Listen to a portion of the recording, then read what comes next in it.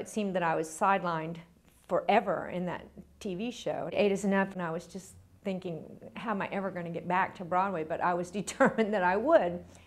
So I went in and I sang Memory, of course. I sang it, and then Trevor directed me. I sang it again. I sang it again. And it was like more suicidal, more suicidal, more suicidal. And by the third time I sang it, you know, I just felt like I was inside out, and I didn't know how I could do more than that. You know, it was like, so I finished singing. I said, "Could I talk to you?"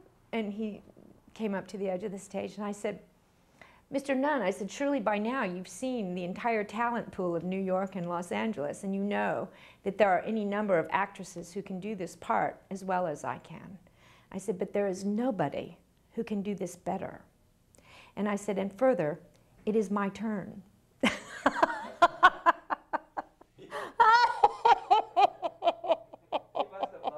He looked at me like he thought I was from another planet, and I thought, oops, you know, because this is what I mean about being from Texas, you know. But I just had to say this because, you know, I knew it was my part, you know, I just knew it. It was like, what could I say? And I said, you know, I said, "You don't know me."